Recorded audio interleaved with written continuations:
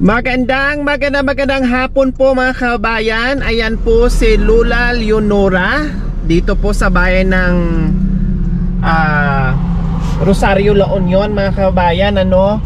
At binalikan natin ngayon mga kabayan dahil kumustahin natin at ano na ang lagay kaya ni nanay kahit merong bagyo mga kabayan at masungit ang kalangitan, pero ayan, nandito pa rin po si Lola Leonora sa kalsada at naghahanap ng kalakal. Actually po mga kabayan, galing po kami doon sa kanila, ano, pero wala po si Lola doon sa bahay nila. Ang sabi ay nandito daw sa bayan at nangangalakal. Kaya sabi namin, kinuha namin yung number at tatawagan na lang namin dahil uuwi daw si Lola bandang alas 2 ng hapon. Kaya sabi ko sige, reschedule namin ulit kasi marami kaming schedule dito ngayon. Nandito kami sa bayan ng nandito kami sa bandang La Union. Marami kaming schedule ngayon. Tamang tama po paglabas namin at pag-lingon ko, nakita ko mismo si Lola Leonora. Kaya ito, puntahan natin si Lola Leonora. Hi po, Lola, good morning. Kumusta po kayo dyan? Mahirap kami talagang buhay. Galing po kami doon sa inyo, wala pong tao. Ang sabi doon sa anak nyo ay nandito po kayo sa bayan. Oo. Anong oras po kayo dito? Alas 6, nandito ako. Ay, ang aga-aga. Hindi ma'am. Doon akong kwan. Ang aga nyo naman po umalis ng bahay. May bagyo po Ay, mayroon. Hindi nyo po alam? Hindi ko alam. Kaya masungit po yung kalangitan kasi may bagyo. Ang lakas ng hangin kagabi. O, kumusta po kayo ngayong umaga? Marami na kayo nakalakal? Mayroon ng kunti ba? Yung nasa sako po, yung dala-dala nyo. Oo, ma'am. O tapos kumain na ba kayo? Nagpapun ako, ma'am. Binigay yung maganda. Nag-soft drinks kayo? Kumain na kayo ng kanin? Hindi pa. Hindi pa, merienda lang. Magtatanghali na po. Ha, Lola? Anong oras kayo uuwi ng bahay? Mamaya. Mamayang Oo. anong oras po? Anak ko, ang sabi ng anak nyo alas 2 daw, alas 3 po pala.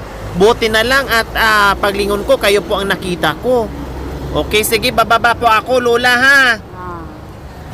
So ayan po mga kabayan, sa wakas nakita din tayo ulit, Lola Leonora. Natatandaan nyo po ba ako? Oo, ma'am. Yung nandun ka, ma'am. No, nandoon tayo nagkita. Oo. Wow, akala ko nakakalimutan nyo na po ako. Hindi, ma'am. No, tandang-tanda nyo po pala ako. Oo. Kumusta naman ang buhay-buhay? Buhay. Opo, Mabuti, ma'am. mabuti na. Oo, ma'am. O, tuwing alis nyo ba, di ba sabi ko po sa inyo noon, bago kayo aalis ng bahay, kung kayo ay mangangalakal, kailangan kumain po muna kayo ng Almusal, ma'am. almusal. Oo, ma'am. O ginawa nyo po ba yun? Oo, ma'am. Tapos pagdating ng tanghali, nananghalian po kayo. Oo. Tapos pagdating ng hapon, magme-meriendar kayo, ha? Oo, ma'am. Huwag po kayo magpagutom, Lola Leonora, ha? Oo, ma'am. Kasi kailangan nyo po, lalong-lalo na may edad na po kayo, masama po sa inyo, malilipasan kayo ng gutom. Tapos ang ginagawa nyo, katulad ngayon, no? Hindi man ganun kainit, pero sa edad nyo, mahirap din. Oo, ma'am. Diba, Lola? Oo. Sabi nyo, alas 6 pa kayo bumaba ng bahay at pumunta kayo dito at nangangalakal. O Oo. anong oras na? Ilang oras na kayo naglalakad at paikot-ikot para na makakuha ng kalakal. So ayan po mga kabayan, sa wakas, bago kami pumunta sa ibang bayan, dahil sabi ko, palabas na kami at pupunta kami, tatawid kami sa ibang bayan mga kabayan. Kasi sabi ko, ay wala si Lola at hindi namin makita. Tamang-tama po talagang ayaw ng Panginoong Diyos na bago tayo makatawid ng ibang bayan na hindi natin makita si Lola Leonora. Diyos ko, pag alingon ko ng ganyan, sabi ko, ay si Lola yun. Tama nga, si Lola Leonora nga. Oh, di ba? Ay kahit hindi kayo tanungin Lula, kahit malayo kayo at naka-face mask kayo at naka-sombrero pa. Nako, yung lakad nyo, halatang halata ko talaga, talagang kayong kayo. Oh, kahit hindi kayo magtanggal ng face mask, makikilala ko po kayo. Bakit naubos na ba yung grocery, yung bigas na pinadala Wala namin na, at pinawi ama. namin sa inyo? Wala naman. Ubos na? Oo. Eh, kayo lang naman po mag-isa. Ha?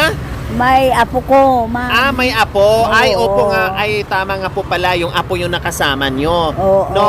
So, naubos na. Kaya, nagsipag na naman kayo. O bakit naman nagsipag pa rin si Lola Leonora? Ha? Masipag ba? Pero Ha? ganito, masakit ito, Oh, ma'am.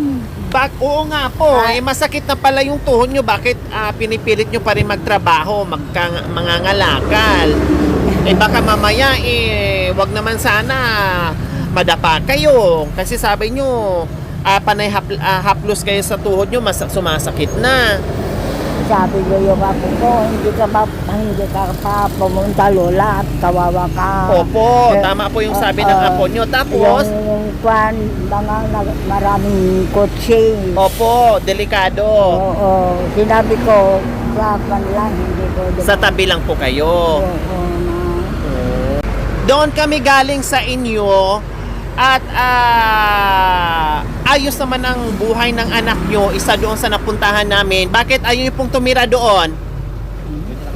Ay, doon kayo nakatira ngayon? Oo, doon. O doon na lang, kaya naman kayo pakainin nun eh. Paano, maraming anak niya. Maraming anak. Oo. Eh, kayo lang naman po isa man nadagdag. Eh, kunti-kunti lang naman yung kinakain nyo. Yung pinakain ko nga po doon. Naalala nyo ba nung pinakain ko po kayo doon? Oo, Eh, ma'am. kunti-kunti nga lang ng kinain Oo. nyo. Eh, kayang-kaya naman kayo pakainin ng anak nyo. Kaya lang, gusto nyo lang talaga maghanap buhay na meron kayong sarili nyong kita. Oo, ma. So ayan po mga kabayan, napuntahan naman namin doon yung isa sa mga anak ni Lola Leonora. Okay naman yung buhay, no? Kaya naman siyang pakainin. Kaya lang po, talagang gusto lang po talaga ni Lola at nakasanayan na niya na magkaroon din siya ng sarili niyang pera, no? At siguro nahihiya din siya kasi sabi niya kanina marami namang anak.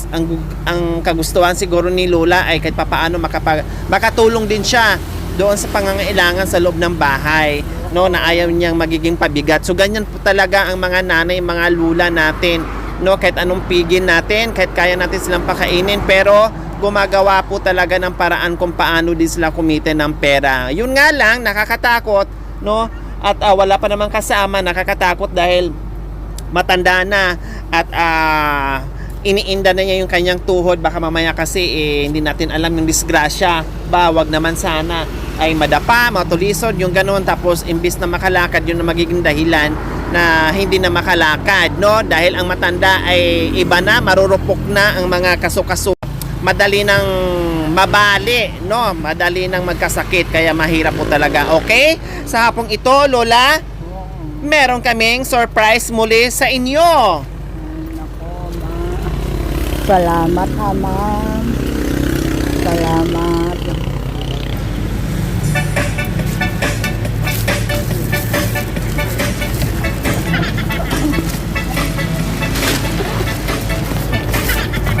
O sayaw, Lola! Sayaw! O tayo po tayo, Lola, sayaw! O tayo po! O hindi na makatayo si Lola, masakit ang tuhod.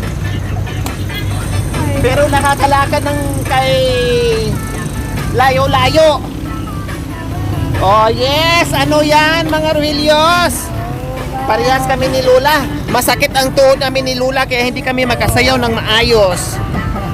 O anong meron? Makoy! Yan Lola, meron na po kayo muling isang sakong bigas. Yes, ano yan, Sarge? Meron na po sorted groceries ito po na rin. Yes, ano pa? At syempre Lola, yun no, may gatas na po kayo dyan para lumakas lalo no. At marami pa pong pagkain dyan Lola. At mga groceries. Maraming salamat, ma. Walang prutas Lola, may mga prutas na po dito. Ayan po.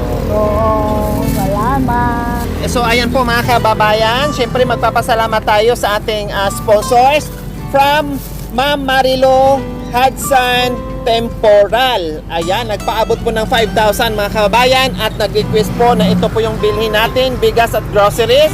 Sinamahan ko na po mga kababayan ng prutas para lalong lumakas si Lula. Binili ko siya ng assorted groceries, may mga gatas sa dyan, no, mga tinapay, mga prutas, no, at dapat nga sabi ng ating sponsor ay 2,000 po mag-iiwan kailang sumubra po. Bali ang naiwan po doon sa 5,000 ay 2,770.18.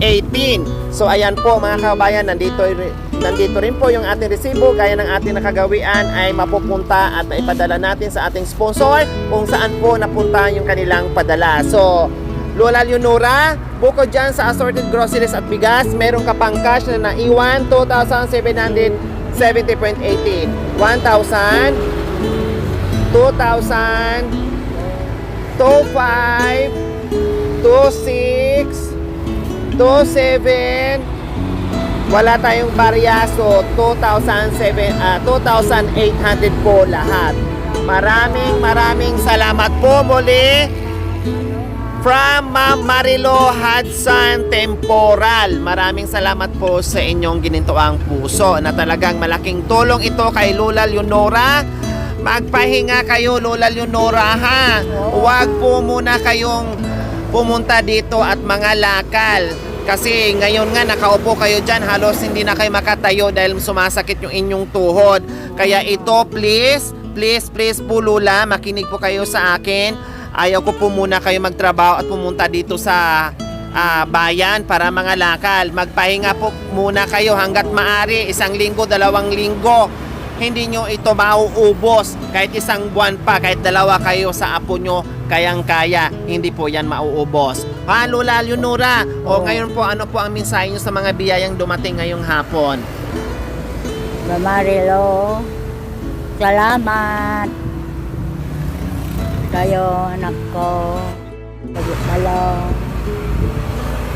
yung kwan kasama nyo ko binigay ng pera at saka ganito. Salamat ma'am. Balong salamat. Ayan, walang anuman po Lola Leonora. No? Mula doon sa inyo Lola, papunta dito, sumasakay po kayo o naglalakad lang po kayo? Sumakay kami ng tricycle ma'am. Sumasakay kayo papunta at pauwi. So ngayon Lula, umuwi na kayo, pasakay namin kayo ng tricycle para maihatid kayo at sasabihin ko po ulit sa inyo, huwag po muna kayo mga lakal, magpahinga kayo ha. Oo ma'am. Okay, Ngayon lang ma'am, ilang araw hindi ko nagkuhan ma'am, masakit ganito, masakit. masakit lahat ng Oo. katawan. Yung sinabi Ngayon magpapahinga kayo o hindi? magpahinga ma'am. Magpahinga po kayo at ingatan nyo po yung pera, ilagay nyo po dito sa bag nyo po Lula. Oo. Itago nyo po ng maayos. Okay, maraming salamat po muli from Ma'am Marilo Hudson Temporal. No? Maraming salamat po muli sa inyong ginituang puso. Naway pagpalain pa po tayo ng Panginoong Diyos araw-araw. Naway ibigyan pa tayo ng kalakasan ng katawan sa araw-araw. Naway ibigyan pa tayo ng mahabang buhay upang sa ganon marami pa tayong matulungan na kagaya nila. Maraming salamat po mga kababayan. So mga kababayan, huwag niyo pong kalimutan paki-share, subscribe sa aking YouTube channel, Lori Aquino Talita. Maraming salamat po, God bless us all.